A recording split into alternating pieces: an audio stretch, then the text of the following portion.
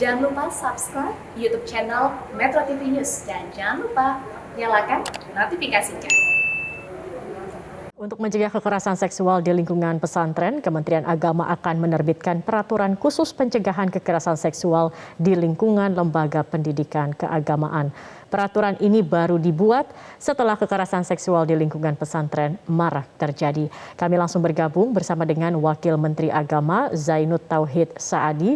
Assalamualaikum, selamat sore Pak Zainud. Pak Zainud, sebelumnya sempat ada instruksi dari Menteri Agama untuk melakukan investigasi dan juga pengawasan secara menyeluruh serta mitigasi pencegahan kekerasan seksual di lingkungan atau lembaga pendidikan keagamaan. Apakah ini sudah dilakukan? Seperti apa hasilnya? Karena kita lihat masih ditemukan lagi kasus kekerasan seksual di pondok pesantren, Pak. Iya, selamat sore Mbak Zakia dan seluruh pemirsa. Yang pertama kami harus menegaskan bahwa kekerasan seksual itu bisa terjadi di mana saja, termasuk di lembaga pendidikan. Sebab saat ini juga sangat tergantung dari modus masing-masing pelakunya.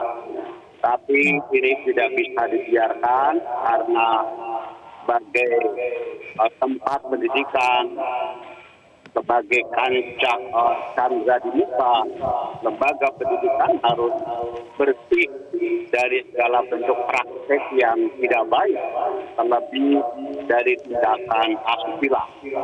Yang kedua, kami juga menegaskan bahwa sesuai arahan Menteri Agama, sejak hari pertama isu ini mencuat, jajaran Kementerian Agama sudah diminta untuk melakukan proses investigasi. Tujuannya untuk lebih mendalami dan memahami kondisi di lapangan, membuat langkah mitigasi dan antisipasi agar kasus yang sama tidak terulang. Yang ketiga juga kami menegaskan bahwa pengawasan saat ini terus kita tingkatkan sembari memberikan edukasi kepada masyarakat agar kita bersama-sama mengambil langkah-langkah antisipatif agar kejadian yang serupa itu tidak terulang kembali. Dan yang keempat juga kami menyampaikan jumlah pesantren di Indonesia itu sangat banyak. Jumlahnya 30.000 lebih. Dan secara umum tidak ada masalah kekerasan seksual terjadi di sana. Bahwa ada oknum beberapa pengelola pesantren yang tidak bertanggung jawab, saya kira perlu diproses hukum. Dan hukum harus tegakkan demi menjaga pesantren yang sangat kita lindungi, yang untuk menjadikan tempat pendidikan bagi anak kita. Baik. Tetapi proses pengawasannya seperti apa, Pak? Karena kita tahu pondok pesantren seperti kasus yang di Bandung, Jawa Barat, ini biasanya tertutup begitu dan tidak banyak diketahui aktivitasnya oleh masyarakat luar. Kalau belajar dari kasus di Bandung pun, bahkan akses untuk ke santri atau santriwatinya sendiri ini dibatasi begitu oleh pihak pesantren. Ya, secara umum pesantren itu sifatnya terbuka. Sebab pesantren itu tumbuh oleh, dari, dan untuk masyarakat. Bahkan di banyak pesantren, keberadaannya itu menyatu dengan masyarakat. Saya yakin mekanisme pengawasan di pesantren itu sudah berjalan dengan baik. Terbukti ribuan pesantren terus berjalan dan berkembang dengan baik dan diterima oleh masyarakat. Masyarakat tidak kekurangan pilihan untuk memilih pesantren yang baik di Indonesia, karena jumlahnya memang sangat banyak. Jika ada 1-2 pesantren yang tertutup, saya kira masyarakat juga punya hak untuk melakukan pengawasan dan juga melaporkan terhadap pihak yang berwenang. Untuk apa? Untuk diambil langkah-langkah antisipasi terhadap pesantren tersebut. Baik, Pak Zainud, waktu kemarin ini ada kasus di Bandung, Jawa Barat, dan baru-baru ini juga ada kembali kasus ditemukan di Kuningan, Jawa Barat. Tampaknya beberapa kasus ini berasal dari Jawa Barat. Mengapa, Pak, Jawa Barat ini jadi sering ditemukan kasus-kasus seperti ini, Pak?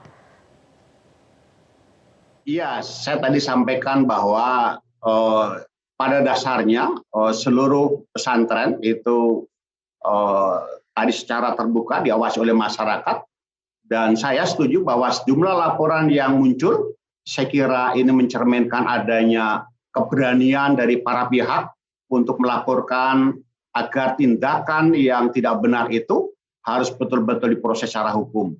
Saya kira tidak hanya di Jawa Barat, mungkin di tempat lain, kalau misalnya itu terjadi, saya kira perlu masyarakat untuk segera melaporkan kepada pihak yang berwajib agar segera diambil tindakan.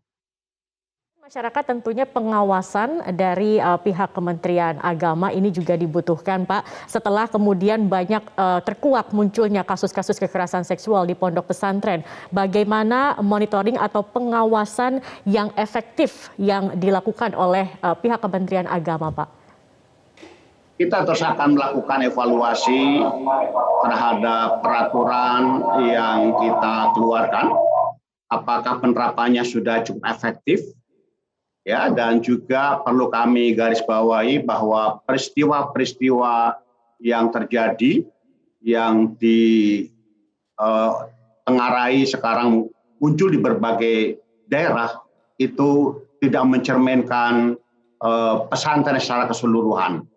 Ya, banyak pesantren yang baik, banyak pesantren yang melahirkan jutaan santri yang berkualitas, yang mumpuni. Bahkan belakangan ini terungkap ada beberapa pesantren yang justru memberikan mendapatkan perhatian yang cukup baik dari masyarakat, dan saya kira masyarakat juga perlu aware, perlu memberikan perhatian terhadap pesantren yang ada di lingkungannya.